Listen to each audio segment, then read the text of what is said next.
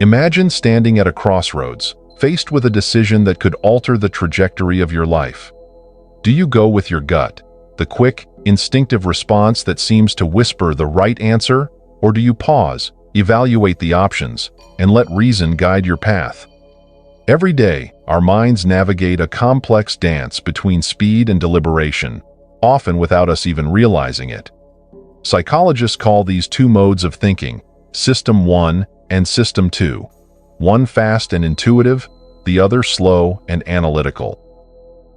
While these systems often work seamlessly together, their hidden dynamics can lead to brilliance or blind spots, clarity or confusion.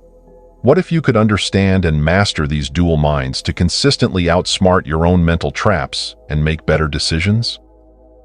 This book is your guide to unraveling the mechanics of thought, revealing how the interplay between these systems shapes every choice you make and how you can harness them to think smarter, live better, and navigate life with intention and precision. Chapter 1. Snap Judgments and Mental Shortcuts.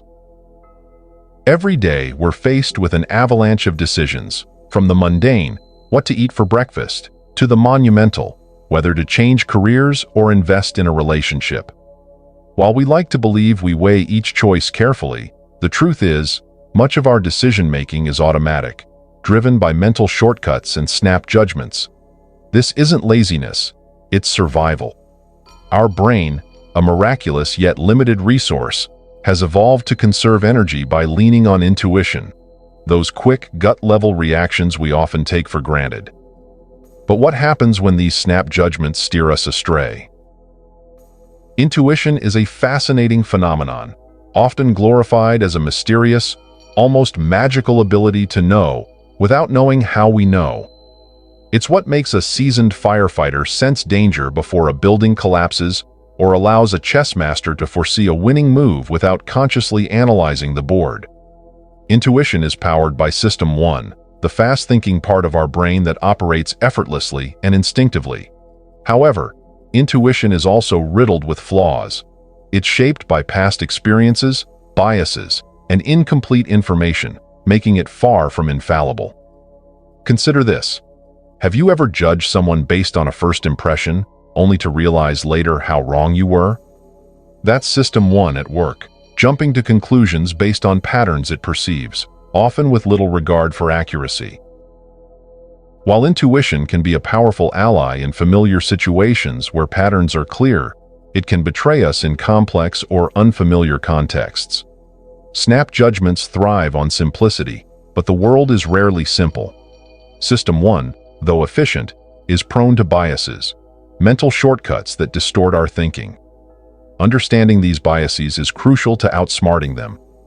Here are a few of the most common ones. 1. The halo effect. Have you ever assumed someone was intelligent or trustworthy simply because they were attractive or charismatic? This is the halo effect, a cognitive bias where a single positive trait influences our overall perception of a person or situation. While it simplifies decision-making, it often blinds us to reality. 2. Confirmation bias. Our brains are wired to seek information that validates our existing beliefs, while ignoring evidence to the contrary. This is why debates often leave people more entrenched in their views, rather than open to new perspectives. Snap judgments are strengthened by this bias, making it hard to break free from preconceived notions. 3. Availability heuristic. When making decisions, we often rely on the most readily available information in our minds, rather than what's most accurate. For example, if you recently read about a plane crash, you might overestimate the risk of flying, even though air travel remains one of the safest modes of transportation. 4. Overgeneralization. Our fast-thinking brain loves patterns and generalizations. They make life more predictable. But this tendency can lead us to unfair stereotypes and assumptions, limiting our ability to see nuance and complexity in people and situations. The confidence that accompanies snap judgments can be deceiving. When System 1 generates an intuitive response, it feels right because it's effortless and immediate. Unlike System 2, which requires mental effort and deliberation, System 1 delivers answers with conviction. This is why we often trust our gut, even when logic and evidence suggest otherwise. But there's a trap here. The ease with which System 1 operates creates an illusion of accuracy. The more effortless a decision feels, the more convinced we are that it's correct, even if it's not. This is why intuition, while valuable, must be tempered with critical thinking. It's important to recognize that snap judgments aren't inherently bad. They're a product of evolution, finely tuned to help us survive. In situations requiring immediate action, such as slamming the brakes to avoid an accident, System 1 is a lifesaver. It processes information at lightning speed, often before we're consciously aware of it. Similarly, intuition shines in areas where we have expertise. A doctor with decades of experience might make an accurate diagnosis in seconds because their brain has internalized countless patterns over time. For them, what feels like intuition is actually the result of deep, subconscious analysis. The key is knowing when to trust intuition and when to question it. If System 1 is a reflex, System 2 is the antidote, a slower, more deliberate mode of thinking. While it can't replace intuition entirely, it can act as a check, ensuring our snap judgments don't lead us astray. Here's how to balance the two. 1. Pause and reflect. Before acting on an intuitive decision, take a moment to ask, is this based on facts or assumptions? What evidence supports this choice? Pausing engages System 2, allowing you to scrutinize your initial reaction. 2. Seek diverse perspectives. Intuition is shaped by our experiences, which are inherently limited. By seeking input from others, especially those with different backgrounds or expertise, you can counterbalance the biases in your thinking. 3. Learn to spot biases. The more familiar you are with cognitive biases, the easier it becomes to recognize them in action. For instance, if you notice you're favoring a candidate in a job interview because they remind you of yourself, you might be falling prey to the halo effect. 4. Cultivate curiosity. Snap judgments often stem from a need for certainty. By embracing curiosity and remaining open to ambiguity, you can resist the urge to rush to conclusions. Ask questions, explore alternatives, and stay flexible in your thinking. 5. Practice mindfulness. Mindfulness helps you observe your thoughts without immediately reacting to them. By becoming aware of your mental patterns, you can create space between stimulus and response, giving System 2 a chance to engage. Snap judgments are an inevitable part of being human, a testament to our brain's incredible efficiency. But efficiency isn't always synonymous with accuracy. To think smarter, we must learn to navigate the tension between intuition and reason, using each to its fullest potential. Chapter 2. The Energy of Thought. Have you ever felt mentally drained after trying to solve a challenging problem or make a difficult decision? It's not your imagination. Thinking, especially deliberate thinking, consumes energy. Our brains, though incredibly powerful, operate with limited resources. Much like a muscle that tires after intense use, our ability to think deeply can weaken over time. This is why we often avoid engaging in slow, effortful thinking, even when it's exactly what's needed to make the best choices. Understanding the energy demands of thought and why we tend to shy away from them is key to unlocking smarter decision-making. System 2, the slow-thinking part of our brain, is the engine of deliberate thought. Unlike its fast, intuitive counterpart, System 2 requires conscious effort. It's the part of your mind you activate when solving a math problem, planning a project, or evaluating a complex decision. But here's the catch. System 2 is inherently lazy, not because it lacks capability, but because it's energy-intensive. The brain, which accounts for only about 2% of body weight, consumes roughly 20% of our daily energy supply. When you engage System 2, that demand increases. This is why we often default to System 1, even for tasks that would benefit from deeper analysis. Our brains are programmed to conserve energy whenever possible, a survival mechanism left over from an era when resources were scarce and conserving energy meant staying alive. Cognitive ease is a term psychologists use to describe the mental comfort we feel when tasks or decisions seem simple and effortless. When something feels easy to process, we're more likely to trust it, believe it, and act on it without question. System 1 thrives on cognitive ease, providing quick answers that feel right. But this ease is deceptive. Just because something feels effortless doesn't mean it's accurate or well thought out. Imagine reading a headline that confirms your existing beliefs. It feels easy to agree with because it aligns with what you already think.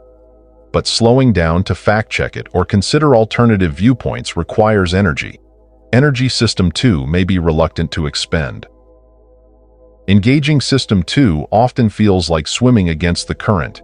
It demands focus, discipline, and the willingness to endure mental discomfort. Here are a few reasons we avoid it. 1. Mental fatigue. System 2 tires easily. After a day of making decisions, solving problems, or absorbing information, our capacity for deep thinking diminishes. This phenomenon, known as decision fatigue, explains why we're more likely to make impulsive or unwise choices later in the day. 2. The illusion of simplicity. System 1 often presents solutions that feel straightforward, even when the situation is complex. Trusting these quick answers saves energy, but it can lead to oversights and errors. 3. Emotional resistance. Deliberate thinking often requires confronting uncertainty, ambiguity, or uncomfortable truths. System 1, in contrast, seeks to simplify and reassure. It's easier to rely on instinct than to grapple with the unknown. 4. Time constraints.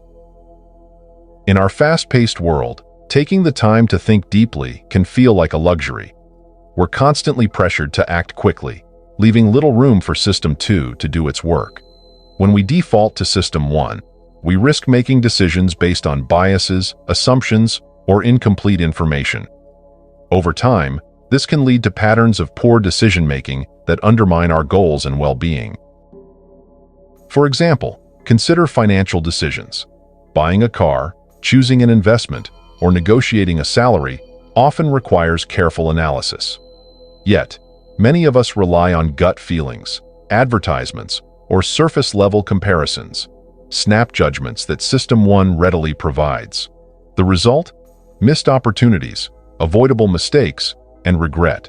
The same applies to relationships, career choices, and health decisions. Avoiding System 2 may save energy in the short term, but it can lead to greater costs in the long run. The good news is that while System 2 may be effortful, it can be trained and strengthened, much like a muscle. Here's how to make deliberate thinking a more accessible and sustainable part of your life. 1. Prioritize mental energy. Recognize that your capacity for System 2 thinking is finite.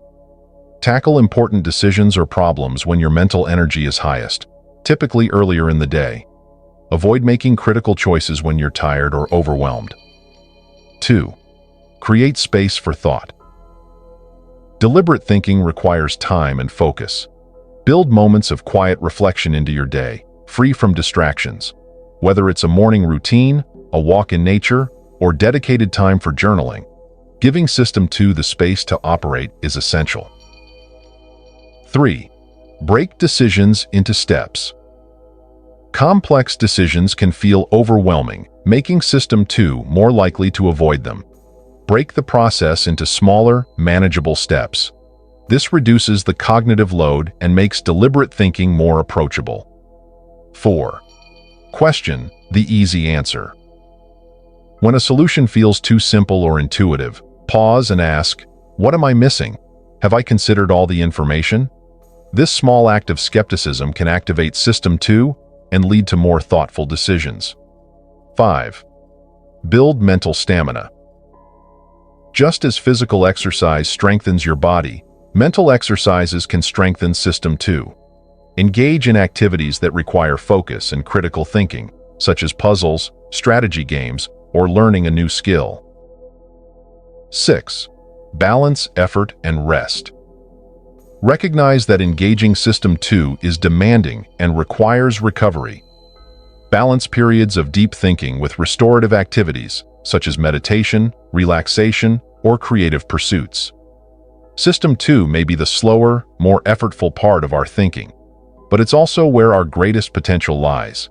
It's the key to solving problems, making sound decisions, and navigating life's complexities with clarity and purpose. By understanding the energy of thought and learning to engage System 2 effectively, we can move beyond the limitations of snap judgments and create a more deliberate, intentional way of thinking. Chapter 3. Cognitive Illusions. Your mind is a master illusionist. Every day, it presents you with interpretations of reality that feel clear, logical, and true. Yet, much like a magician's tricks, these interpretations often mask the deeper complexities of what's really happening. Cognitive illusions, mental shortcuts and biases that distort our perception, are among the most fascinating and deceptive aspects of how our brains work. They're not merely quirks. They shape the way we see the world, make decisions, and interact with others. By understanding these illusions, we can begin to see through the mind's sleight of hand and make choices rooted in clarity and awareness. Imagine you're watching a sunset. The sun seems to dip below the horizon, painting the sky with brilliant hues. Yet, scientifically speaking, the sun isn't setting at all. What you're seeing is the Earth rotating, but your brain interprets the visual cues as the sun moving across the sky. Cognitive illusions operate in much the same way. They're mental misinterpretations, shaped by biases, assumptions, and the brain's preference for efficiency over accuracy. While these illusions help us navigate a complex world quickly, they can also lead us astray, especially in situations requiring careful thought. One of the most well-known cognitive illusions is the confirmation bias. Our tendency to seek, interpret, and remember information that supports what we already believe. If you think a colleague is unreliable, you're more likely to notice their mistakes than their successes. This illusion reinforces your belief, even if it's not the full picture. Another example is the availability heuristics, where we overestimate the importance of information that comes to mind easily. If you've recently heard about a plane crash on the news, you might feel flying is more dangerous than it statistically is. Your brain tricks you into thinking easily recalled equals frequently occurring, even when the data says otherwise. Cognitive illusions aren't just theoretical. They play out in our everyday lives in ways that shape our decisions and interactions. 1. Financial decisions. Consider the framing effect, a cognitive illusion where the way information is presented influences our choices. A marketer might present a product as 90% fat-free instead of 10% fat. Both statements are true, but the positive framing nudges you toward a favorable perception.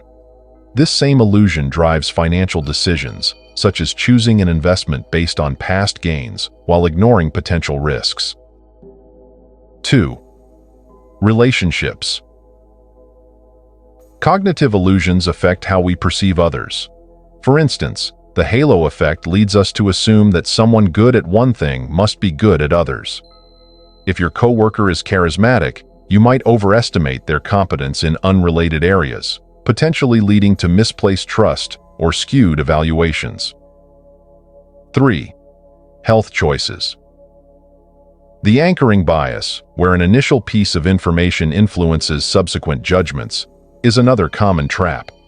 If a health campaign states, exercise for at least 30 minutes a day, you might unconsciously view 30 minutes as the gold standard, even though more exercise could provide greater benefits. The anchor subtly limits your perspective, shaping your behavior without you realizing it. 4. Self-perception. Perhaps the most insidious cognitive illusions are those that distort how we view ourselves.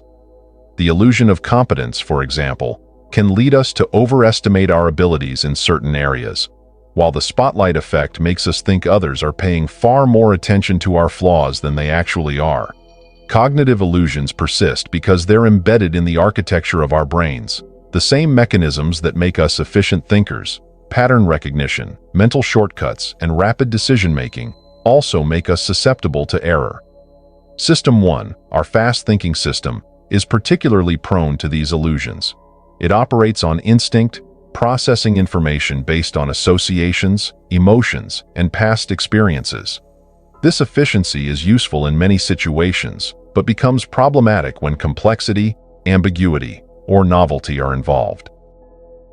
System 2, our slow thinking system, can help us overcome cognitive illusions, but only if we engage it. The challenge is that System 2 requires effort, and we often lack the time, energy, or motivation to use it. The first step to outsmarting cognitive illusions is awareness. When you recognize that your mind is capable of distorting reality, you can begin to question your assumptions and interpretations. Here are some strategies to help you navigate the mind's trickery. 1. Pause and reflect. When faced with an important decision or interpretation, take a moment to pause. Ask yourself, am I seeing the full picture? What might I be missing? This simple act of reflection can activate System 2 and counteract snap judgments. 2. Seek diverse perspectives. Cognitive illusions thrive in isolation. By seeking input from others, especially those with different viewpoints, you can gain a more balanced understanding of the situation. 3. Test your assumptions. Actively challenge your beliefs by seeking evidence that contradicts them. This can be uncomfortable, but it's a powerful way to counter confirmation bias and develop a more accurate perspective. 4. Embrace uncertainty. Cognitive illusions often stem from our desire for certainty and simplicity. Embracing uncertainty allows you to remain open-minded and adaptable, reducing the influence of biases and assumptions. 5. Practice mindful awareness. Mindfulness, paying attention to the present moment without judgment, can help you recognize cognitive illusions as they arise. By observing your thoughts and emotions with curiosity, you can create space for deliberate, clear thinking. Cognitive illusions are not flaws. They are features of a brain designed for survival in a complex world. But in today's environment, where decisions often have long-term consequences, these illusions can lead us astray. By understanding how our brains trick us and practicing strategies to counteract these illusions, we can begin to see reality more clearly. Chapter 4. Anchors and Framing. Imagine walking into a store to buy a jacket. One jacket is priced at $500 but is marked down to $300, while another is priced at $200 with no discount. Which one feels like the better deal? If you're like most people, the first jacket, with its seemingly dramatic discount, feels more enticing, even though it's objectively more expensive. This is the power of anchors and framing, psychological phenomena that shape how we perceive value, make decisions, and evaluate outcomes. Anchors and framing are not just tricks of the marketplace. They are deeply rooted in how our minds process information. Understanding these forces can empower us to break free from their influence and make decisions that align with our true priorities. An anchor is a mental reference point that influences how we perceive subsequent information. The first number, idea, or piece of data we encounter in a situation tends to anchor our thoughts, even if it's arbitrary or irrelevant. Consider a common example. You're asked whether the tallest tree in the world is taller or shorter than 1,000 feet. After answering, you're then asked to estimate the tree's actual height. Research shows that people exposed to the 1,000-foot anchor will provide significantly higher estimates than those who were asked whether the tree is taller or shorter than 100 feet. Anchoring doesn't only apply to numbers. It extends to ideas, expectations, and even emotions. If you're told a movie is horrific, you might approach it with a more critical mindset than if you were told it was visually stunning. In real life, anchors appear everywhere. The starting salary in a job negotiation, the suggested donation on a charity website, or the first offer in a business deal. Anchors set the stage for our perception, subtly steering us toward a particular conclusion. While anchors serve as starting points, framing shapes how we interpret information based on context or presentation. The same set of facts can lead to wildly different reactions, depending on how they are framed. For instance, imagine being told that a medical treatment has a 90% survival rate. Now, imagine being told the same treatment has a 10% mortality rate. Both statements are mathematically identical, yet the framing dramatically affects your emotional response. The first framing feels reassuring, the second, alarming. Framing is pervasive in advertising, politics, and even personal relationships. A politician might frame a policy as protecting jobs rather than limiting trade, emphasizing the positive while minimizing the negative. Similarly, a friend might describe a long delay as an opportunity to relax instead of a frustrating waste of time. Anchors and framing exploit the brain's reliance on System 1 thinking, the fast, intuitive system that favors shortcuts over careful analysis. System 1 craves efficiency, so it latches onto the first available reference point, anchor, and interprets information through the lens of existing context, framing. System 2, our slow-thinking system, can counteract these influences, but it requires deliberate effort. Without conscious intervention, we're likely to accept the anchor and framing at face value, often without realizing we've been influenced. The impact of anchors and framing extends far beyond hypothetical examples. They shape decisions in meaningful and sometimes costly ways. 1. Financial choices. Retailers understand the anchoring effect all too well. A product's original price serves as an anchor, making the discounted price feel like a bargain. Similarly, in salary negotiations, the first number mentioned often anchors the entire conversation, influencing the final outcome. 2. Medical decisions. Patients are more likely to choose a treatment framed as having a 90% survival rate than one with a 10% mortality rate. This framing effect can lead to choices based on emotional reactions rather than an objective evaluation of the risks and benefits. 3. Social perception. Framing also affects how we perceive others. A person described as passionate might be seen positively, while the same person described as stubborn might be judged harshly. The context in which traits are framed colors our interpretation of behavior. 4. Personal decisions. Even in our own lives, anchors and framing play a role. The way we interpret setbacks, a failure versus a learning experience, or opportunities, a risk versus a chance to grow, shapes our actions and attitudes. The good news is that we don't have to remain at the mercy of these cognitive influences. By cultivating awareness and practicing deliberate thinking, we can resist their pull. 1. Recognize the anchor. When presented with an anchor, ask yourself, is this reference point relevant or arbitrary? What other information should I consider? By identifying the anchor, you create space for more balanced thinking. 2. Reframe the frame. Challenge the framing of a situation by asking, how else could I look at this? For example, instead of focusing on the fear of failure, frame a challenge as an opportunity to learn and grow. Reframing shifts your perspective and opens new possibilities. 3. Seek diverse perspectives. Anchors and framing thrive in isolation. By consulting multiple sources or viewpoints, you can dilute the influence of a single anchor or frame and gain a more comprehensive understanding. 4.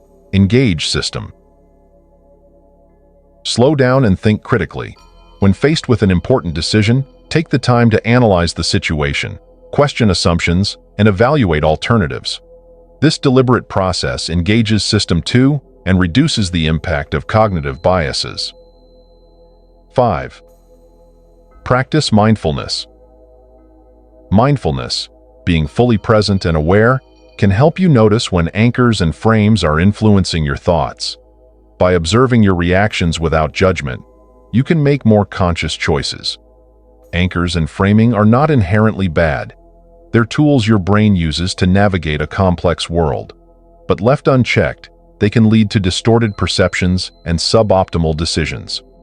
By recognizing their influence and cultivating strategies to counteract them, you can take control of your thought processes and make choices that truly reflect your values and goals. Chapter 5. Risk and Reward. Why do people often prefer avoiding loss over gaining something of equal value? Why do some leap into risky ventures with confidence, while others freeze in the face of uncertainty? The way we perceive risk and reward shapes not only our decisions, but also the lives we ultimately lead. At the core of this dynamic are two competing forces: fear of loss and hope for gain. These emotions, deeply embedded in our psychology, influence how we evaluate probabilities, weigh outcomes, and take action. By understanding these forces and learning to navigate them, we can approach risks and rewards with clarity, confidence, and wisdom. Human beings hate to lose. Studies show that the pain of losing $100 is far greater than the pleasure of gaining $100. This principle, known as loss aversion, explains why people are often more motivated to avoid losses than to pursue equivalent gains. Consider this scenario. You're offered a choice between two options.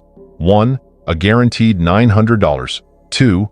A 90% chance of winning $1,000, but a 10% chance of winning nothing. Most people would choose the first option, preferring the certainty of $900 over the risk of potentially walking away empty-handed. Now consider a second scenario. 1. A guaranteed loss of $900. 2. A 90% chance of losing $1,000, but a 10% chance of losing nothing. In this case, many people would take the gamble, hoping to avoid any loss, even at the risk of losing more. These scenarios demonstrate that our choices are often driven more by our emotional reaction to loss than by logical calculations of value. Loss aversion is so powerful because it is tied to our evolutionary survival. For our ancestors, avoiding loss, whether it was food, shelter, or safety, was essential for survival. While the stakes may not be as dire in modern life, our brains still react to losses as if they are threats to our well-being. While loss aversion can make us overly cautious, overconfidence can push us in the opposite direction. Overconfidence occurs when we overestimate our abilities, knowledge, or control over outcomes. Consider how many startups failed despite the founder's unwavering belief in success, or how investors pour money into risky ventures, convinced they've spotted the next big thing. Overconfidence fuels bold action, which can sometimes lead to success, but it can just as easily result in failure. Interestingly, overconfidence often stems from the same cognitive shortcuts that drive loss aversion. System 1 thinking favors simple, emotionally satisfying answers, leading us to underestimate risks and overestimate rewards. This is why people often underestimate how long a project will take or overestimate their ability to succeed in a competitive field. The interplay of loss aversion and overconfidence creates a tension that influences how we approach risk and reward. On one hand, fear of loss can paralyze us, causing us to miss opportunities.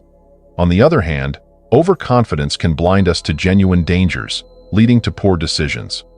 Striking a balance requires engaging System 2 thinking, the deliberate, analytical system. By stepping back and evaluating risks and rewards objectively, we can make decisions that reflect both our aspirations and our realities. To navigate risk and reward more effectively, we must cultivate awareness and adopt deliberate strategies. 1. Separate emotion from logic. Recognize when fear or excitement is driving your decisions. Take a step back and ask yourself, what are the actual probabilities? What are the potential consequences? By focusing on the facts rather than the feelings, you can make more rational choices. 2. Define your threshold for risk. Everyone has a different tolerance for risk. Understanding your own comfort zone can help you decide when to take a chance and when to play it safe. For instance, are you willing to risk short-term discomfort for long-term gain, or do you prioritize stability over potential rewards? 3. Consider opportunity costs. Every decision comes with an opportunity cost, the benefits you forgo by choosing one option over another. Sometimes the greatest risk lies in doing nothing. Ask yourself, what am I missing out on by avoiding this risk? 4. Use probabilistic thinking. Instead of focusing solely on potential outcomes, consider their likelihood.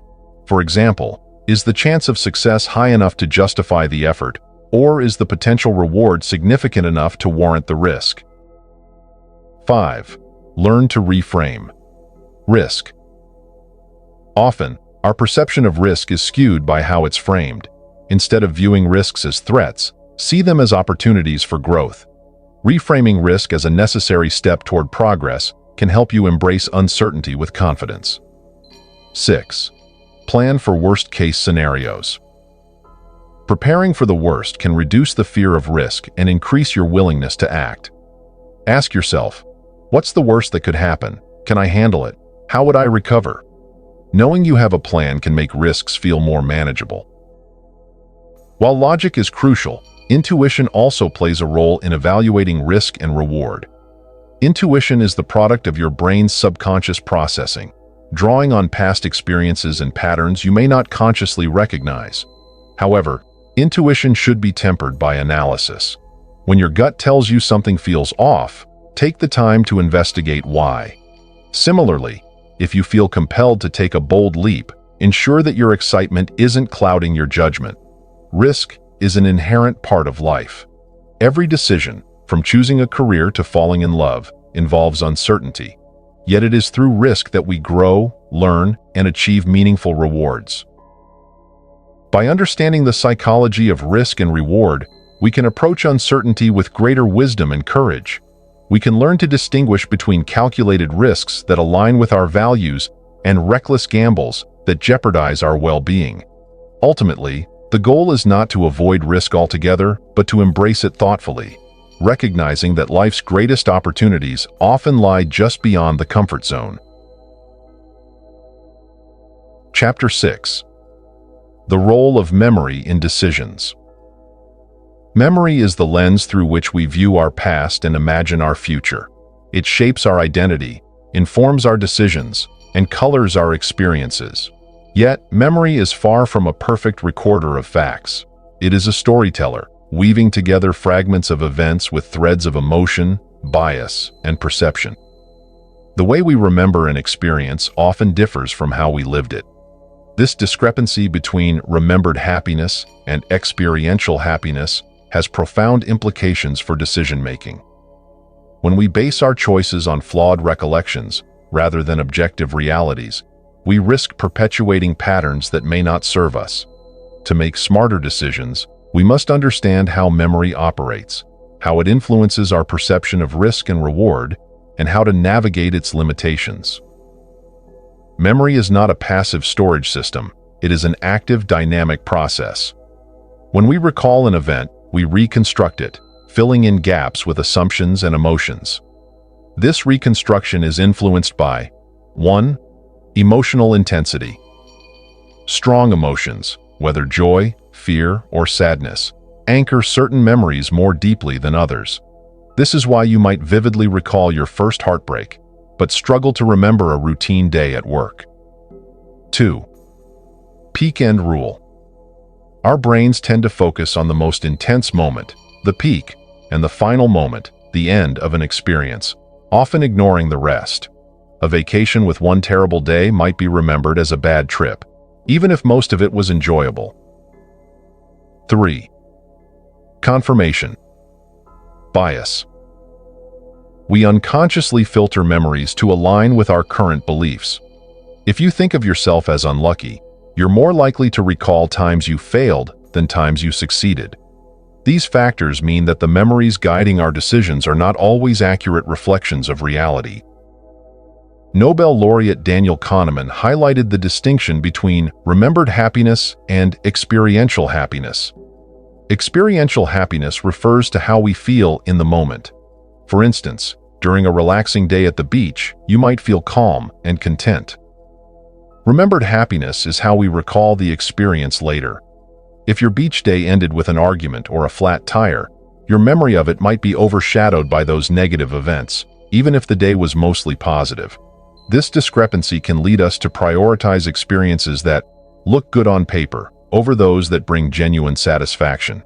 For example, you might choose a high-paying but stressful job because it seems prestigious, only to feel miserable in the role.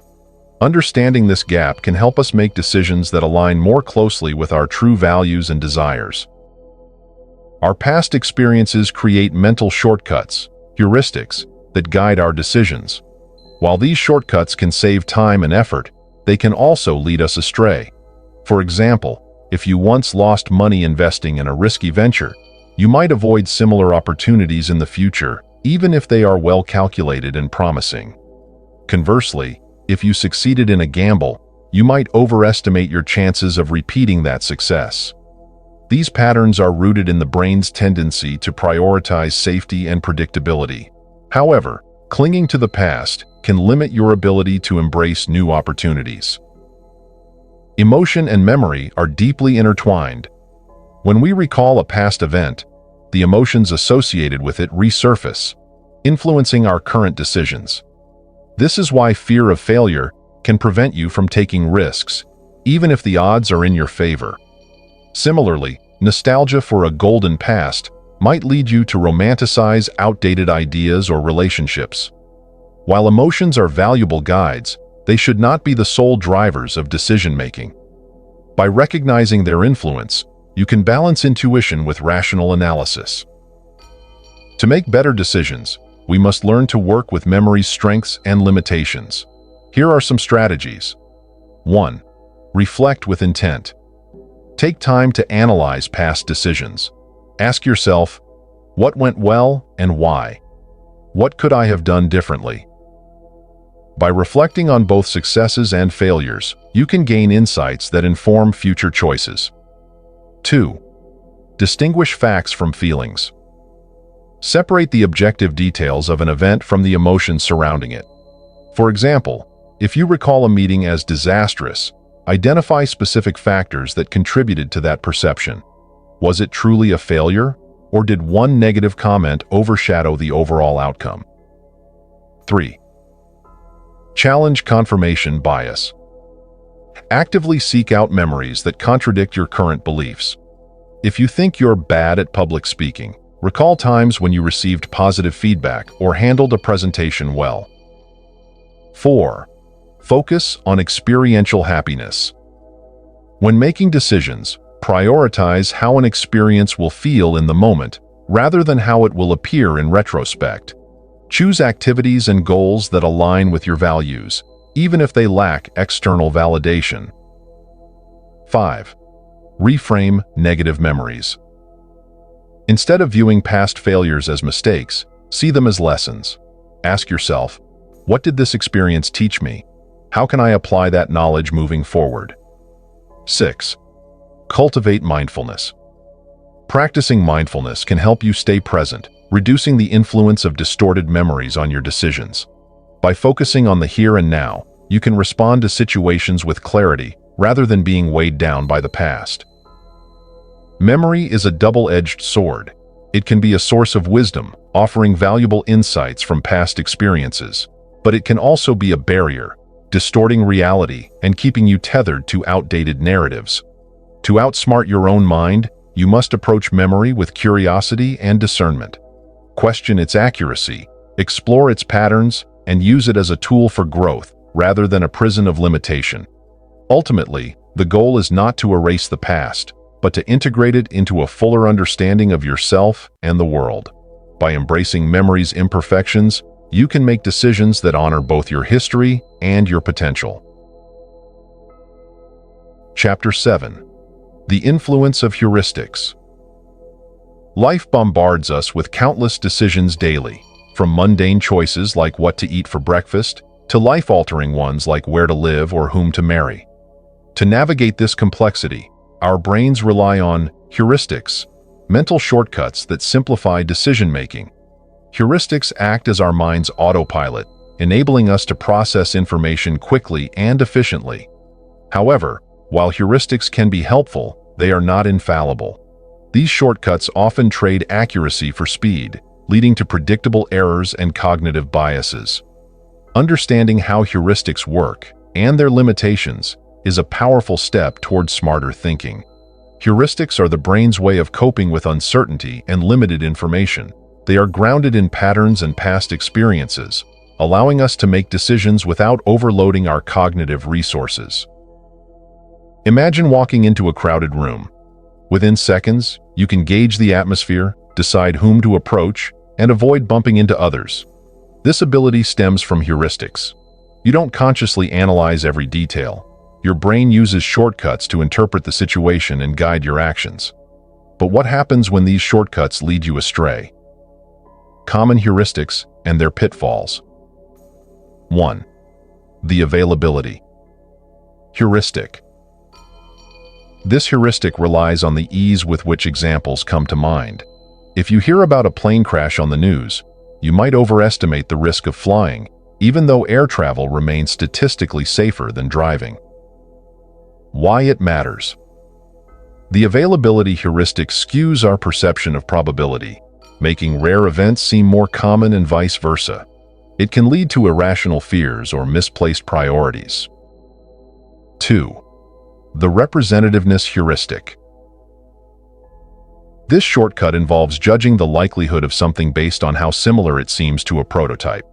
For example, if someone is quiet and loves books, you might assume they're a librarian rather than a salesperson, even if salespeople are statistically more common. Why it matters. The representativeness heuristic can blind us to base rates, the actual likelihood of events, leading to flawed judgments and stereotypes. 3. The anchoring heuristic. When making decisions, we tend to rely heavily on the first piece of information we encounter, the anchor. For instance, if a store lists a jacket as originally $200 but on sale for $100, you might perceive it as a great deal, even if the actual value is closer to $50. Why it matters. Anchoring can trap us in a frame of reference that distorts our judgment, whether we're negotiating a salary, pricing a product, or evaluating options. 4. The confirmation heuristic. This heuristic involves favoring information that supports our existing beliefs, while dismissing evidence that contradicts them. If you believe a particular diet is effective, you're more likely to notice success stories than failures. Why it matters. Confirmation bias reinforces echo chambers, limiting our ability to think critically and explore alternative perspectives. Heuristics are neither inherently good nor bad. Their value depends on the context and how we use them. When heuristics help. In situations requiring quick decisions with limited information, heuristics can be life-saving. For example, a firefighter relying on intuition to escape a burning building benefits from heuristic thinking. When heuristics hinder. In complex scenarios where precision matters, such as financial planning or medical diagnoses, heuristics can lead to costly errors. Recognizing when to trust heuristics and when to engage deliberate, analytical thinking is key to outsmarting your own mind. Strategies for outsmarting heuristics. 1. Slow down your thinking. Heuristics thrive on speed. To counteract them, take a pause before making important decisions. Ask yourself, am I basing this choice on ease or accuracy? Have I considered all relevant information? Slowing down engages System 2, the brain's analytical mode, which can help override impulsive judgments. 2. Seek diverse perspectives. Heuristics often reflect personal biases. To expand your viewpoint, consult people with different experiences and opinions. They can provide insights you might have overlooked. For example, when deciding on a major career move, discussing it with someone outside your field can reveal factors you hadn't considered. 3. Question your assumptions. Challenge the truths you take for granted. If you're relying on the availability heuristic, ask, is this fear or assumption based on fact or vivid anecdote? What does the data say? By questioning your assumptions, you can uncover blind spots in your thinking. 4. Balance intuition with evidence. Intuition, shaped by heuristics, can be valuable in familiar situations. However, for unfamiliar or high-stakes decisions, prioritize evidence and analysis. For instance, if investing in a new stock, research thoroughly instead of relying solely on gut feelings. 5. Use anchoring to your advantage. Anchors are powerful, but you can set them deliberately. When negotiating, start with a favorable anchor to influence the other party's perception of value. Be aware of anchors set by others, and mentally adjust for their impact. 6. Learn from feedback. After making decisions, reflect on the outcomes. Identify when heuristics served you well and when they led to errors. Over time, this feedback loop can sharpen your judgment. Heuristics reflect our brain's attempt to simplify the complexity of life. While they serve us well in many situations, they are not infallible. By cultivating awareness of how heuristics operate, you can reduce their negative impact and harness their strengths. Outsmarting your own mind doesn't mean rejecting heuristics altogether. It means knowing when to trust them and when to question them. This requires a balance of intuition and reasoning, speed and deliberation, simplicity and nuance. The more you practice this balance, the more empowered you become to navigate life's uncertainties with clarity and confidence. Chapter 8. The Illusion of Control. Humans have an innate desire to feel in control. This sense of agency over our lives provides comfort and stability in an unpredictable world. Yet, much of what we believe we control is an illusion. The illusion of control is a cognitive bias where we overestimate our influence over outcomes, particularly in situations governed by chance, randomness, or external forces. This illusion is both a blessing and a curse. It can drive ambition, foster resilience, and inspire bold action. But unchecked, it can lead to frustration, overconfidence, and poor decisions. Understanding this cognitive trap and learning to navigate it is essential for thinking smarter and living better. From a young age, we are conditioned to value control. Success is often framed as a direct result of effort, planning, and skill. To some extent, this is true. Hard work and preparation can increase the likelihood of favorable outcomes. However, life rarely operates in absolutes. Take the example of a gambler rolling dice.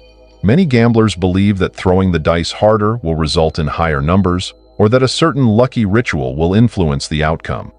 Despite knowing on a rational level that dice rolls are random, they cling to the illusion of control.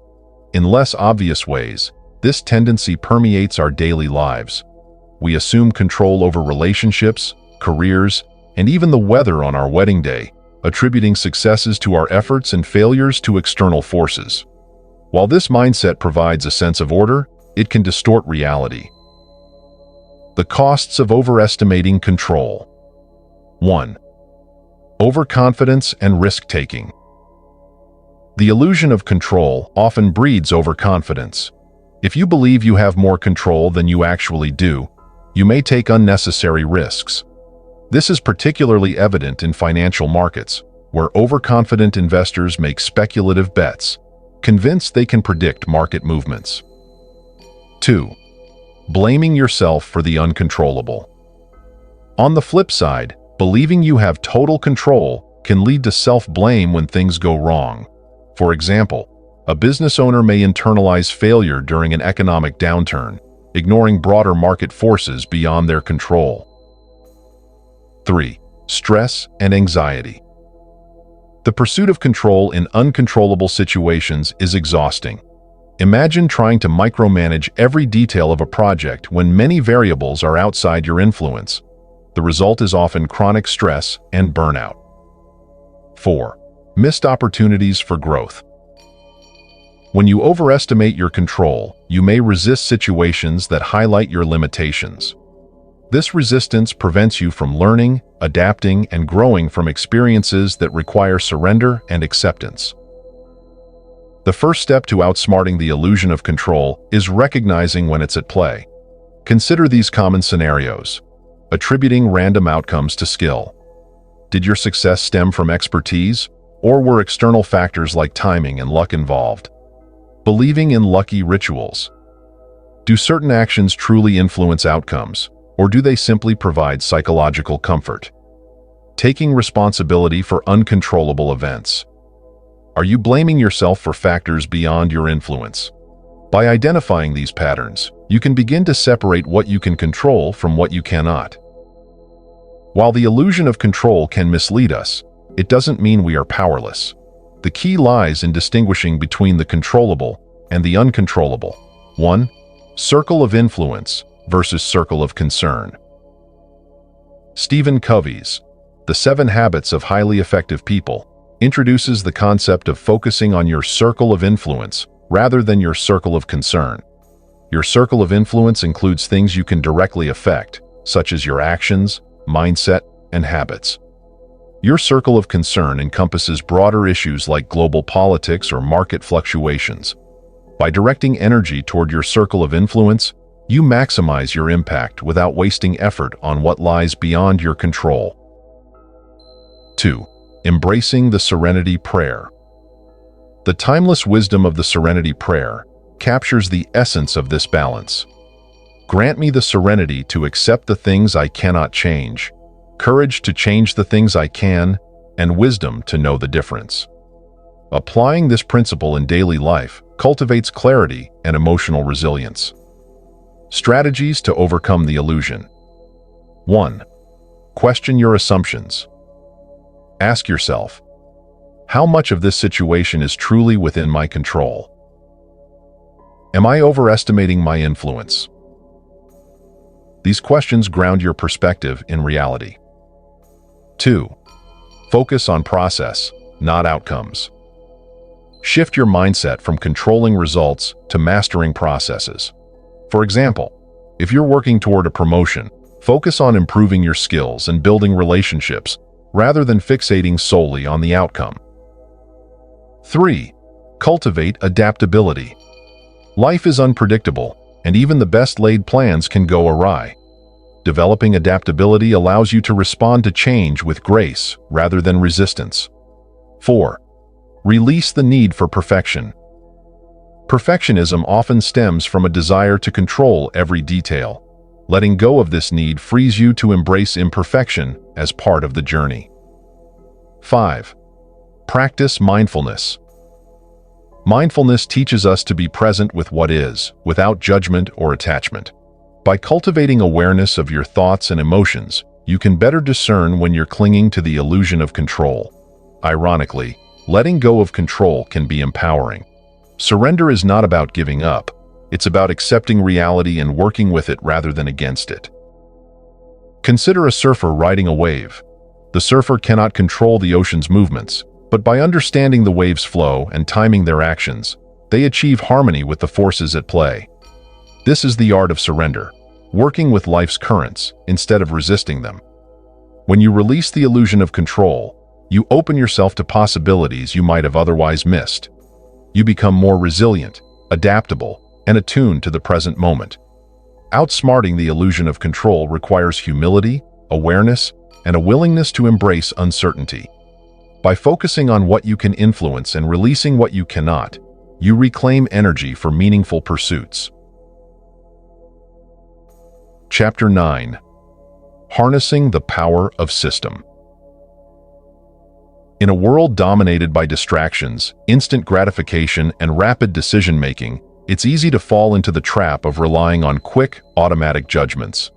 Yet, the most transformative and thoughtful decisions arise when we engage in deeper, more deliberate thinking. This is the power of System 2, the slower, more effortful mode of thinking that allows us to analyze, reflect, and make better choices. System 2 thinking is essential for solving complex problems, evaluating long-term outcomes, and avoiding the cognitive biases that plague our snap judgments. In this chapter, we will explore practical strategies to harness the power of System 2 thinking and integrate it into your decision-making process. System 1, the fast thinking system, operates on intuition, speed, and heuristics. It makes decisions almost automatically, without much effort, relying on learned patterns, assumptions, and mental shortcuts. While this system is essential for quick decisions and navigating everyday tasks, it often leads us astray when the stakes are high or the situation requires thoughtful reflection. System 2, in contrast, is the deliberate, conscious mode of thinking. It is the system that kicks in when we are faced with difficult problems, unfamiliar scenarios, or situations that demand critical analysis. System 2 is effortful, slow, and requires cognitive resources. It's the system you use when solving a complex math problem, making important life decisions, or evaluating a new idea. Engaging System 2. Thinking requires effort, but it's worth it. When you tap into its power, you access a deeper layer of clarity, awareness, and insight, enabling you to make smarter, more deliberate choices. One of the most significant challenges with System 2 thinking is the inherent resistance to engaging it. Our brains naturally seek efficiency, and engaging System 2 requires effort, concentration, and mental energy. It's easy to opt for the quick fix, the instant decision, or the comfortable familiarity of System 1. Yet, System 2 thinking is essential for growth, learning, and overcoming cognitive biases. The resistance you feel when facing a complex decision or problem is a sign that System 2 is being called into action. Learning to lean into this resistance instead of avoiding it can unlock new levels of insight and understanding. To overcome this resistance, recognize the value of slow thinking. System 2 thinking allows you to pause, reflect, and consider all the variables at play. When you consciously choose to engage your analytical mind, you make better decisions that align with your long-term goals and values. Strategies to engage System 2. 1. Create space for reflection. One of the most effective ways to engage System 2 is to give yourself the time and space to reflect. In our fast-paced world, it's easy to make decisions impulsively or without fully considering the consequences. But slowing down and giving yourself permission to think deeply can lead to more informed and thoughtful choices. Whether it's taking a walk, meditating, journaling, or simply sitting in silence, creating space for reflection allows you to engage System 2 in a way that leads to clarity and insight. 2. Break down complex problems. When faced with a complex problem or decision, break it down into smaller, more manageable components. System 2 thrives when it can approach a problem step by step. By dissecting an issue into its individual parts, you can engage in systematic thinking that leads to a more thorough understanding. For example, if you are considering a career change, break down the decision into factors such as skills, passions, financial implications, work-life balance, and long-term goals. Evaluating each aspect methodically will help you make a more informed and rational decision. 3. Challenge your assumptions. System 2. Thinking is about questioning the status quo and challenging your assumptions. Often, System 1 leads us to accept things as they are without critically evaluating them. Engaging System 2 means recognizing that your initial impressions and assumptions may not always be correct. Practice questioning your beliefs, decisions, and preconceived notions. Ask yourself, what evidence do I have to support this belief? Is there another perspective I haven't considered? What are the long-term consequences of this decision?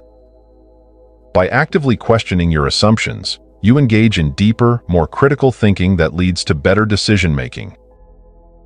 4. Practice mindful decision-making. Mindfulness is the practice of being fully present and aware of your thoughts, feelings, and environment. When applied to decision-making, mindfulness encourages you to pause and fully consider the consequences of your actions before acting. By cultivating mindfulness, you can create the space needed to engage System 2 thinking. Rather than reacting impulsively or automatically, mindfulness allows you to approach decisions with greater awareness and deliberation. Start by pausing before making a decision. Take a few deep breaths, notice any emotional impulses, and reflect on what is truly important in the situation. This practice shifts you from reactive to reflective, enabling System 2 to take charge. 5. Embrace cognitive dissonance. Cognitive dissonance occurs when you encounter information that contradicts your beliefs or actions. While it's uncomfortable, cognitive dissonance is a powerful tool for engaging System 2 thinking. When faced with cognitive dissonance, don't shy away from the discomfort. Instead, embrace it as an opportunity to reconsider your position and refine your thinking. System 2 thrives in situations where new information challenges existing beliefs, prompting deeper analysis and more nuanced understanding. While System 2 is associated with logic and rationality, emotions also play a critical role in decision-making. It's easy to assume that emotions are a hindrance to clear thinking, but they can actually be powerful guides when engaged intentionally. Emotions signal our values, priorities, and instincts. When making decisions, take time to assess how you feel about the situation and what those feelings reveal. Emotional intelligence, the ability to recognize and understand your emotions, is a key component of System 2 thinking. By integrating emotions into your decision-making process, you enrich your ability to evaluate options and outcomes. The key is balancing emotion with logic, using your emotional insights to inform, not dominate, your decisions. Engaging System 2 is ultimately about shifting from automatic reaction to conscious deliberation. It's about embracing the discomfort of slow thinking and allowing yourself the time and space to process information thoroughly. System 2 thinking doesn't come naturally in a world that prizes speed and efficiency, but when you learn to cultivate it, you unlock the ability to make better decisions, solve more complex problems, and live with greater clarity and purpose. In the final analysis, thinking smarter is not about thinking faster, it's about thinking deeper.